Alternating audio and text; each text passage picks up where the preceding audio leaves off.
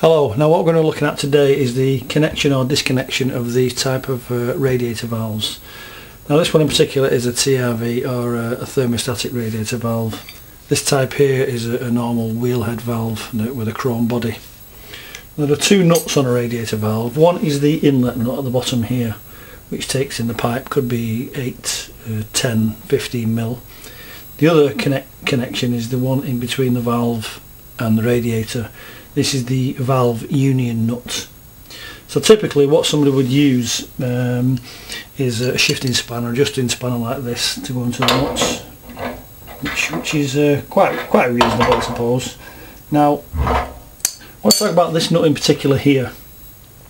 Sometimes this nut needs a hell of a lot of pressure to either tighten it up or undo it.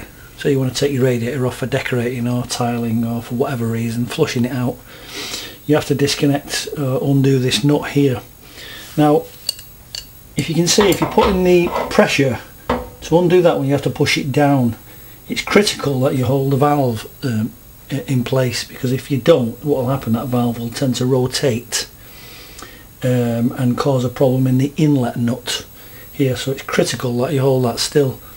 Like I say, some of these radiators have been in for a number of years and you need a hell of a lot of pressure. Now typically, again, one would use something like a pair of water pump pliers like this, which go onto the side of the valve and grip it. But as you can see, it's not perfect, and you need a certain amount of skill to get a good grip and a good hold on that. Like I say, you're putting most of your pressure, people are usually right-handed, and pushing down that with tremendous pressure, and it can spin the valve. Now another problem with these is inside, if you look inside there, you can see sharp teeth, quite sharp actually, because they're designed to grip metal.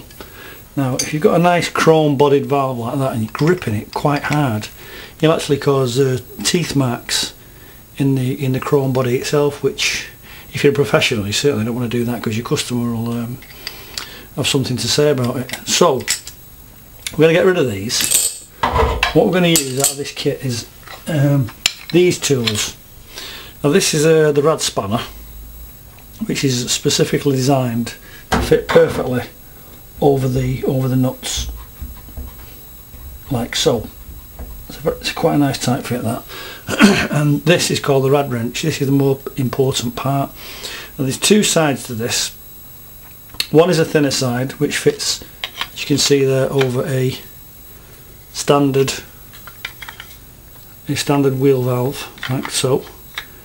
It's got radius rounded edges. It's made out of tough nylon 66 plastics. It's virtually unbreakable.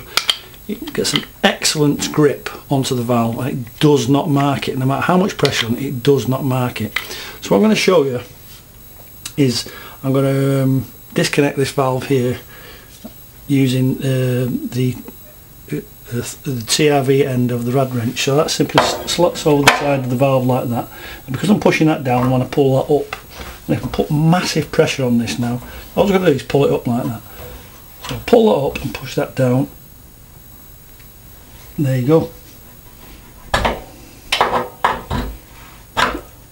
As you can see there, I'm not going to fully undo it, just showing you that it gives it a really tight grip.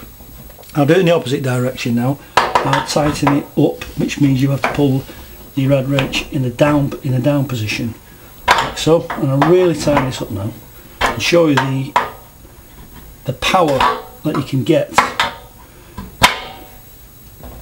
I'm really going to pull this up now.